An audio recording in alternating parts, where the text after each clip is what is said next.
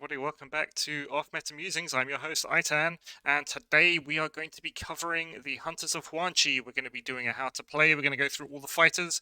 We are going to look at their abilities, see how they do, how to list build with them, and generally try and get some use out of them. So, if you've just picked up the box of Sundered Fate, or you're just interested to see how the Skinks are doing, then this video is going to be for you. We're going to start with their reaction. Now, their reaction is slippery, so a fighter can make this reaction after they've been allocated damage points by a melee attack action, and then this fighter will then make a disengage action. So in our little scenario that we've got here, our Skink is being charged by a Jade Obelisk dude with a pick. He will move in, he's going to declare his attack, he's going to attack, he's going to do 7 damage, and then the Skink is going to go, okay, well, I'm not liking this anymore, so he's going to use the reaction Slippery to disengage and run off. Now, the big distinction that we have here between this and other abilities is that you can wait until you've seen how much damage is done by your opponent before choosing to use your reaction. Unlike most other reactions that say, oh, when your opponent declares an attack or before they roll a dice or a similar thing. So it gives that little bit of extra added flexibility to when you're going to use the ability. If you want to use the ability, maybe you want to stay there and do damage back when you activate, or maybe you just want to leave and pose more problems for your opponent. Going into the next slide, Dartpipes. So we know that Dartpipes are bad. Everyone says they're bad. The question is, why are they bad exactly? And I think this is one for the newer players who might just be looking at this warband and saying, oh, I'm going to use some Dartpipes, they've got range. But the reality of it is that they're going to be doing an average 1.22 damage. The reason for this is that they are always going to be wounding on 5s, and they have a terrible damage profile. Now, this 1.22 average damage actually puts Dartpipes as the joint worst damage in the game. The only other similar range profile for this that we could look at are something like the Brimstone Horrors. But as we can see, Brimstone Horrors, they've got more range on their attack, and they've got more strength. So there's actually a bigger chance of them doing their damage, as opposed to always having to wound on 5s. If we are just comparing it on a like-to-like basis, we can see that it's on par with almost exclusively ranged damage dealers, their combat attacks. So if we look at melee profiles such as the Sky Acolyte here, which is a very good actual comparison to the Skink, because it's got the same movement and it's got the same wounds, but it's got more toughness and a much higher range damage profile. And also if we look at the Dark Shard, again, much better range damage profile, not quite as fast, but same amount of wounds. Their melee attacks effectively put out the same damage as our Dartpipes ranged attack. So that's essentially what the problem is here, is that the Dartpipe just does not do enough damage to warrant taking it. Because the damage is so low, it also hits the damage efficiency of any fighter that this is on. And we're actually going to see later comparisons between fighters with Dartpipes and without Dartpipes, and you'll be able to see exactly how efficient that they are. And also the final problem is that all fighters with Dartpipes in the Hunters of Huanchi warband, they don't have an additional melee profile. So it just adds more unnecessary restrictions on how you would want to use the fighter, because that does mean that if you have 2 Skinks with Dartpipes that are in melee range with someone, they can't attack because they both have ranged damage profiles. So as a result, you basically almost always want to take any other combination of options that you have, with the exception of your Hornblower in this case, which is something that I'm going to cover a little bit later.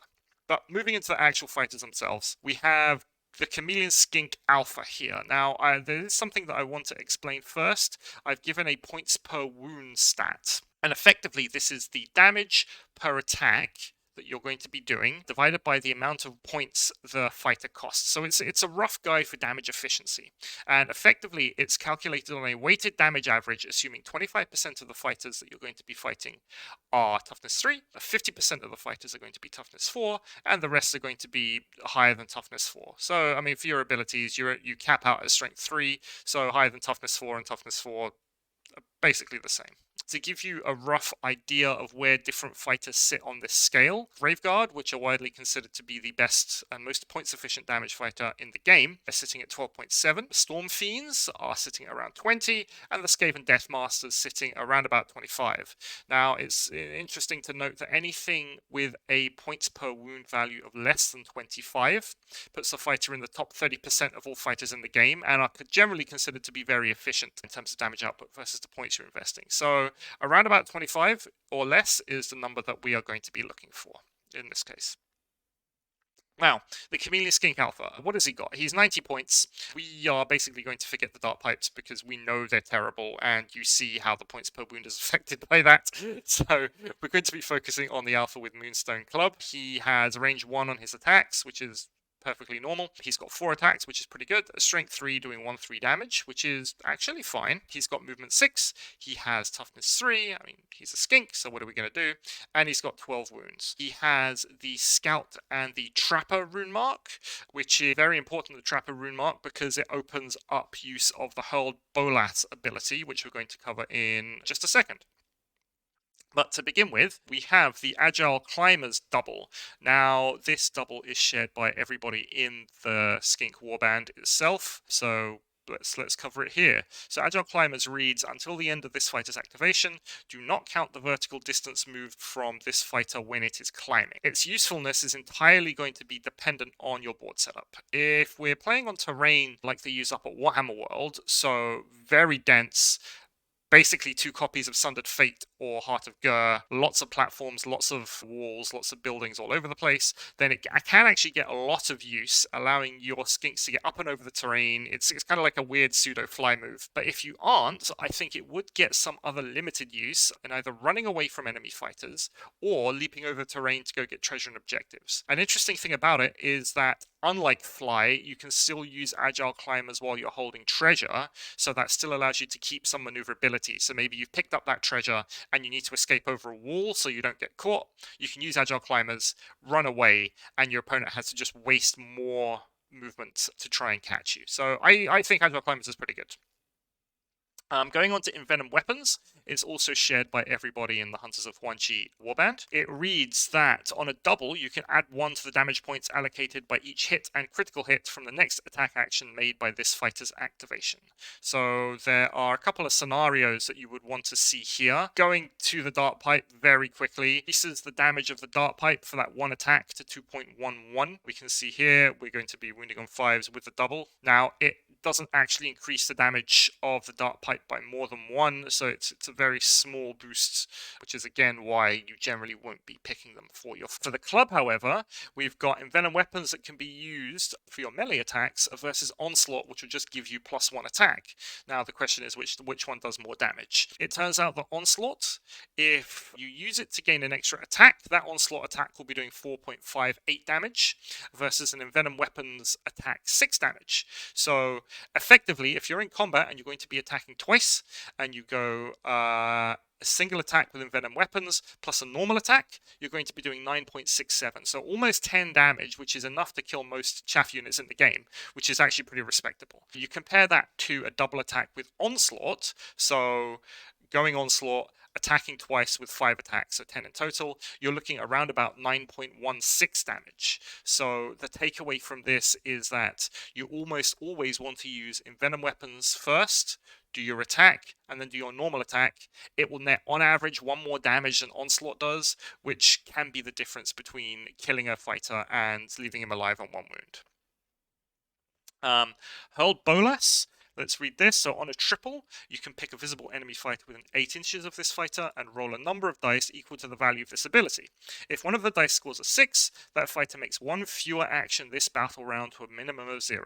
If the fighter is reduced to 0 action in this way, it can't be activated this battle round. Now, it's opened up by the Alpha with Moonstone Club and Shield option. Hurled Bolas, I think, is a very strong ability. It's best compared with other net abilities, which stop your opponent from moving, or abilities like the Epitome of Slanesh's Mirror of Absorption, which stops enemy fighters from activating or making reactions that round. To my knowledge, there aren't any other abilities that flat out reduce the amount of actions a fighter makes, so this is actually unique in that regard. And in a game that's designed around fighters getting 2 activations, there are no easy way to get more actions during a turn, so I think it makes for a very strong control. It does have range of 8, so in your typical scenario, you'll probably be sitting at maximum range or near enough to it. You're going to throw your Bolas at your opponent's strongest fighter. Hopefully you hit, and then that fighter is effectively almost neutralized for that turn. Most fighters in the early turns are going to be doing either move attack actions or move to get into position, but if they're stuck with only a single move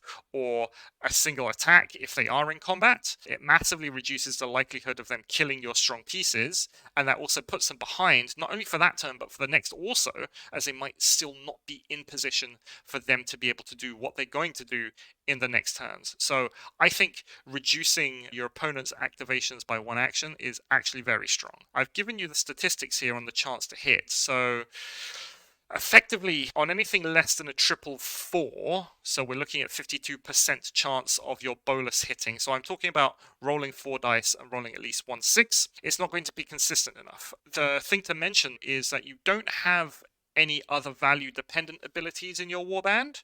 So if you want to save your good doubles and a wild dice to make decent triples for the bonus, I'd also recommend that you have at least one in each deployment group, so you have the flexibility to use the bonus from both turn 1 and also where and when you want as you need it. You'll see that any skink with a club and shield has access to the triple, so definitely take this combo on your alpha, and then you can take 2 other normal skinks with the same loadout to always make sure you've got a bolus on the field. Once you do go to a triple 6, you're sitting on a pretty respectable 67% chance for your bolus to hit. So yeah, you're looking for double 4, 5s, and 6s, boosting them with your wild dice, make them into triples, use your bolus, shut down enemy power pieces. The quad is hit and run, so this fighter makes a bonus move action or bonus disengage, and then this fighter can make a bonus attack or bonus move. It's one of the new kind of Rampage Plus style abilities that Games Workshop are printing in more and more of these warbands. We've seen this with Jade Obelisk as well. They've got one also. And considering that it's essentially more flexible than Rampage, which is locked into a move and then an attack, you'll probably always want to be using this if you have your quad and you want to do a lot of moving over just using a quad as a triple for bolus or some other ability. If you really needed to, it offers a 4 times move action, which would be pretty fun. So you can use hit and run for 2 move actions, and then you can move, which gives you a total of 24-inch possible move during a turn, which is huge for a skink. It will just get across the board and manage to capture any points that you needed to capture. But overall, yeah, it's the skink with a Moonstone Club is the one you're going to be looking at. 90 points. It doesn't do anything super fancy over your normal guides. It doesn't have a great hero ability that you can leverage off of. So you basically bring your one and then you carry on with your list building. Moving on, we've got normal Chameleon Skinks. Again, they're very much like the alpha, but they're exactly like the alpha, just with 1 less attack and a few less wounds. You've got the Dartpipe and you've got the Moonstone Club option. So I'm not going to be going into any massive detail here. Going into our scenarios, you've got Envenom Weapons on your Dartpipe. The damage is exactly the same. Its points efficiency is still pretty bad at 54.2. Envenom Weapons versus Onslaught on your club. Again, always use Envenom Weapons and then your attack. There's no real reason why you want to use Onslaught for a double attack. Then we've got the Terrawing, a super cool model here. 90 points. It's got 3 attacks, strength 3 with 1 free damage profile, so very much average. It's got the Beast and the Fly rune marks. It's got movement 10, which is generally very good. It's got toughness 3, so just like your more sturdy skinks. It's got 8 wounds, just like everything else. It's going to be doing 2.75 damage if it manages to wound on 4s, and on a double, so it can't use any of the skink abilities, so this is purely Onslaught. It's going to do 3.67 damage with its attacks. Now, 90 points for a flyer isn't exactly terrible, but I do think that that Beast Rune mark severely hampers it, not being able to claim treasure and not having access to any faction abilities or reactions. The Terrawing itself can't really achieve all that much that a regular skink with shield and moonstone weapon already can, and it's got a higher price on it, so I think unless you really love the models, I mean, they are very cool, and you don't have any other options, I'm pretty sure you're going to be taking normal skinks over your Terrawing. Now, something that does combo with the Terrawing is the Hornblower. The Hornblower, again, comes either with a Dartpipe or Club option. It's worth noting that the Club option does not come with a shield, so you don't get the bolus ability with the Hornblower, and you also don't get the bonus point of toughness that the shield would otherwise give you. Its unique ability here is the triple Call of the Hunt. So we will pick a friendly fighter with the Hunters of Huanchi and Beast Rune marks within 9 inches. That fighter is going to make a bonus move action, and then you pick a visible enemy fighter within 1 inch of the fighter that made the bonus move action, so more than likely the thing that you moved into, and then you allocate a number of damage points to that fighter equal to the value of this ability. Like I said, it does require both the Hunters of Huanchi and Beast Rune marks, so its only target is the Terrawing, but that does cause some issues. To be honest, we've seen that Terrawing's essentially a very average fighter with only toughness 3 and 8 wounds to its name. So the prospect of getting it into combat quicker, which will then have to wait for an enemy activation in order for it to then attack, is not all that great from a survivability perspective. Considering that it's also a triple, which you're generally going to be saving for your Bolus or Bellow of the Carnosaur abilities on the Huanchi's Claw that we're going to see coming up, it's actually very unlikely that this will see all that much use during your games. That being said, if you're building out of one box, for example, it does put the Terrawing in the interesting position to be able to fly 30 inches across the board using its free move and 2 normal moves at 10, and then capture any objectives that are really far away. So perhaps on missions that have 5 objective points, you can bait out enemy fighters off them with your Skinks, and then jump on them with the Terrawing to capture.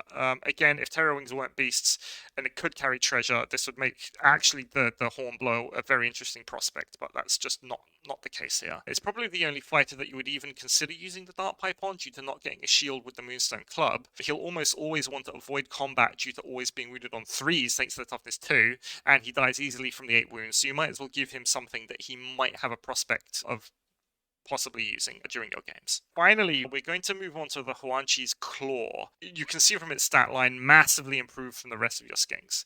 75 points, so not that much more of an investment. It's got range 8 on its javelins, still only 2 attacks, but this time it's strength 3 with 1/4 damage, which is pretty good. It has movement 6 like all your other Skinks. It's got toughness 3 thanks to the shield, and it's got 10 wounds, so 2 more wounds than a normal Skink, which suddenly puts it outside of one-shot killing range of a lot of units. It's probably the best fighter in the warband. You can see exactly why. You get more toughness, more damage, more range, more wounds. You get access to the Bellow of the Carnosaur triple. Unfortunately, you do only get one in the box, so you'll have to either look at buying multiple boxes or converting more of them for yourself if you wanted to use more in your warband. That being said, they're essentially everything you would want out of a unit in terms of synergy with the Skink. The 10 wounds and toughness 3 is enough to be able to take a hit. Then you can react to disengage and then attack or move away. So you've just got that bit more survivability, and you've got just enough damage when attacking twice with your Envenom weapons that we're going to cover in a second to be able to half health most opposing basic fighters. Talking about Envenom weapons, your single attack plus a normal attack is going to be doing 5.5 damage. You can see here we're talking about 3.33 damage. And then secondly, the real star of the unit, I think, is the Bellow of the Carnosaur triple. So if we go through it, we pick an enemy fighter within 6 inches of this fighter. Until the end of the battle round, you subtract 1 from the move characteristic of that fighter to a minimum of 1, and you subtract 1 from the damage points allocated by each hit and critical hit from attack actions made by that fighter. It is essentially the other high-value triple in the warband after the Bolus. The average melee stat in the game is you're looking at about 3 to 4 attacks at strength 4 with 2/4 damage. It's shared by a lot of popular fighters in Warcry nowadays, but Bellow of the Carnosaur effectively makes them 1/3, which puts those fighters on par with some of the weakest in the game. So it's very important for reducing your opponent's damage output so that you can survive, so that you can run away, and you can basically kind of dance around your opponent. It is worth noting that on average, most fighters are going to be sitting at movement 3 or 4 also, so a single Bellow has a chance of making it so that your opponent fighters either never see combat, pushing them down onto movement 2, or pushing them down onto movement 3, so your opponent will effectively have to burn 2 actions just to get in combat with you. So yeah, it's your most important piece, the Huanchi's Claw. You're going to want a lot of them if you're going to be playing this warband. But how do you get them? If you need more Huanchi's Claws, I've built a recipe to try and build more. You can see here we have the Blood Bowl Lizardman team. It gives you Skinks with headdresses. You've got the little Chameleon Skinks in there as well. You get 3 headdresses per sprue, and you get 2 sprues per box. You combo that with Age of Sigmar Skink javelins and your basic Sundered Fate Chameleon Skinks with shields, and you can build up to 6 additional Huanchi's Claws from your basic Sundered Fate set plus 1 Blood Bowl Lizardman team. So it makes them quite affordable, and yeah, you'll be able to play the warbands that you kind of want to play. Moving into allies and monsters, what would you bring? So I'm really basing this on you wanting to take a core warband of probably an alpha 5 claws, and 2 base skinks. So it gives you a lot of points to get an additional heavy hitter to complement your movement shenanigans. I've given a couple of options here. The first one, if we're going to do a monster, we've got the Charybdis. I really like the Charybdis. I think it's cheap enough to take the Charybdis and a 6th Claw for a 10-man warband. I think it synergizes well with what the Skinks want to do anyway, especially with its Abyssal Howl. It can kind of run in, net a bunch of guys, and then the Skinks can do their job plinking away. It's got enough damage and wounds to be able to provide a real distraction for your opponent, letting the Skinks get in and around the terrain, go and get objectives, go get treasure, whilst the Charybdis is kind of being dealt with. Like I said, the Abyssal Howl triple is very good wide-ranging disruption. It's also got a movement boosting double, which allows it to get into range. On the early game, it's only got a 6-inch normal move, so having that 9-inch move on the first turn will actually be really, really important for you. And one very important thing to mention is that the Charybdis as a monster will take up an entire deployment group by itself. Now, this is probably the most important thing about the Charybdis in terms of the Hunters of Huanchi warband, because what that means is that you're going to be deploying 4 or 5 skinks in your other deployment groups. Like I said, it's really important as it allows a lot of skinks to turn up at once and kind of do all of their damage in one go and allow you to get places in one go instead of waiting for your skinks to come on in drips and drabs where they might otherwise be able to be pulled apart by your opponent's warband. So secondly, we've got the Achillean King. If you wanted a bit more fight but not necessarily a monster, King is a pretty good option. It's got high movement at movement 10. It's got the fly rune mark, which is fantastic. That movement 10 and that fly gets around a lot of the Charybdis's movement weaknesses, whilst also having a very good damage output with its base attacks and Storm of Blades double, which provides a possible +3 attacks depending on the value of your dice. Of the 2 loadouts that you can go with, sword or spear, they both cost the same. I'm leaning more towards the spear due to the increased base strength, allowing you to wound more things on 3s, and the additional range, which really kind of, again, sits well with how the Hunters of Huanchi want to work, because if it's sitting at 2 inches, it can attack 1-inch things with impunity, and then they have to burn an action just to get into combat with the Achillean King in order to try and kill it. So yeah, I think the Achillean King is a pretty good second option after the Charybdis. The other one I've got here is the Bloodwrack Medusa. It's a little cheaper than the other 2 options, but still very on theme. Now, Huanchi is the Lizardman Jaguar god. If you wanted to do Sotek, the snake god, it's on point for that, because, you know, Medusa's got the snakes. It still has a respectable offensive and defensive capabilities. It's got 35 wounds, and it's got a 3/5 damage profile on its 4 attacks, so quite strong. Now, like the Charybdis, it has a dual role with her Bloodwrack Stare triple for a very reliable net ability. Now, she's a little bit slower than the other options, which is why I would probably tend towards the King instead, just because his increased maneuverability really helps him during the fights with a lot of terrain. But if you're on a bit more open boards and you wanted more points to do stuff with your skinks, the Bloodwrack Medusa is a fairly good shout. Other options I've seen banded around include the Judicator Brand with crossbow, because it doesn't have a dice requirement. Just putting flat damage on the battlefield and try and pick off opposing fighters is probably a good way to go with this warband. Save your dice for your boluses, save your dice for your Bellows of the Carnosaur, and just kind of get rid of key pieces before they become a problem. So finally, I've got a couple of lists here for you. So we've got my base Hunters of Huanchi list. So this is the base list that I'm using. So 6 Claw, 2 Skinks, and the Alpha. This one has an Achillean King. The Charybdis, like I've said, is also a very good option. It's going to come out in testing. Now, this is the list that I'm likely going to be taking to events for the first half of the year. Like I said, I think given the terrain situation and also the other advantages that this warband gets out of the Gnarlwood Rumble tournament pack specifically, so being closer to objectives and the majority of your fighters coming in on turn 2, I think it's going to look to be very strong this season. I've already started some testing with it. I like how it's working at the moment. You can kind of dance around your opponent. You can throw javelins to kind of chase off enemy fighters. You can get enemy fighters to try and catch you going around the battlefield.